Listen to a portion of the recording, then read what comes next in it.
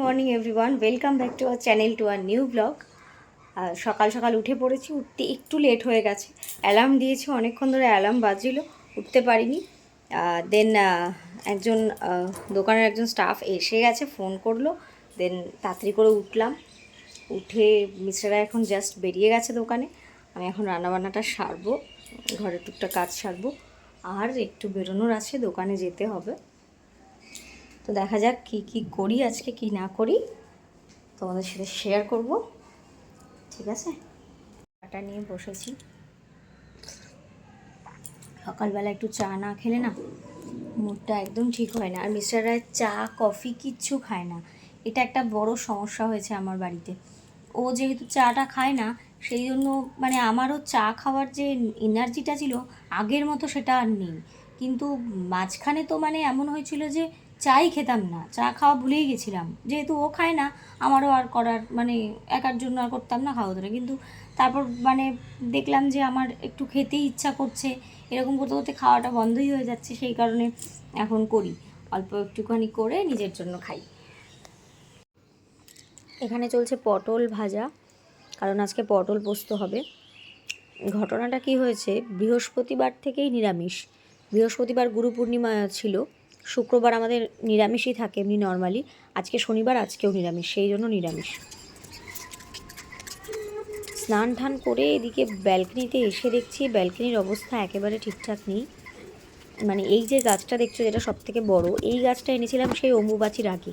টব আনা হচ্ছে না আর মাটি আনা হচ্ছে না বলে লাগানোই হচ্ছে না। তো ফাইনালি নিয়ে এসে এটাকে লাগিয়ে ফেলেছি। এবার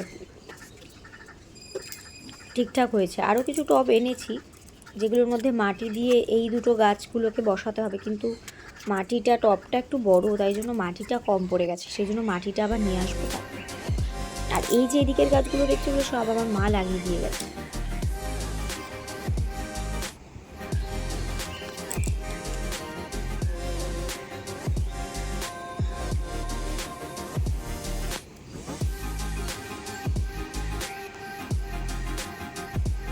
দুটো মতন বাজে, স্নান টান সেরে জাস্ট আসলাম। এবার হচ্ছে মিস্টারকে একটা ফোন করব, কখন খেতে আসবে একটু জেনে নিই, দেন লাঞ্চটা করে নেব।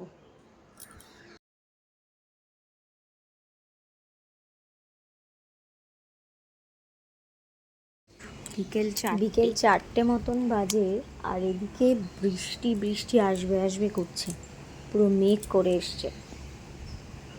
আর বিকালবেলা আর আমার ব্যালকনিতে দাঁড়ালেই সামনের ভিউটা এত সুন্দর লাগে, বিকালবেলায় বলো আর ভোরবেলায় বলো, খুব সুন্দর লাগে। এদিকে আকাশে দেখো মেঘ করছে আস্তে আস্তে। এটা হচ্ছে আমাদের এ ব্লক, আর আমি যেটাতে থাকি সেটা বি ব্লক।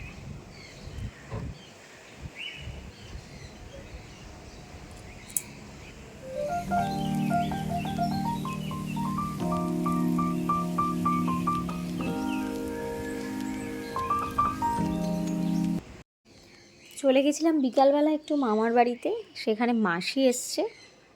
আর এটা হচ্ছে আমার মাসি, এ তো বাবাই মামার ছেলে। তো ন্যান্না এসছে, কিন্তু বাবানকে নিয়ে আসেনি, মানে আমার ভাইকে আনেনি, ও গেছে জিমে, সেই জন্য ন্যান্না একাই এসছে। এদিকে মাসি এসছে, ওর সাথে একটু গল্প করার জন্যই গেছিলাম। আর এদিকে মামি, আর এখানে হচ্ছে আমার দিদা।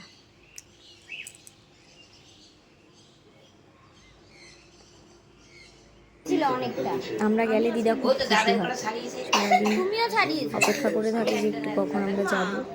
সেই জন্য এখন রোজ যেতে পারি না, দোকানের কাজের ব্যস্ততা থাকে, আর এদিক ওদিকে ব্যস্ততা থাকে, যেতে পারি না। আমার বাড়ি থেকে যদিও মামার বাড়ি খুবই কাছে, কিন্তু তাও এখন যাওয়ার সুযোগ হয় না। যাই হোক, সেদিনকে এই এখন বাজে প্রায় 10:30 11টা বাজে, 10:30 11টা বাজে। আর আমি এদিকে বসিয়েছি কিচেনে সয়াবিন আলুর তরকারি, কারণ সকালে যেটা করেছিলাম সেগুলো মানে শেষ হয়ে গেছে।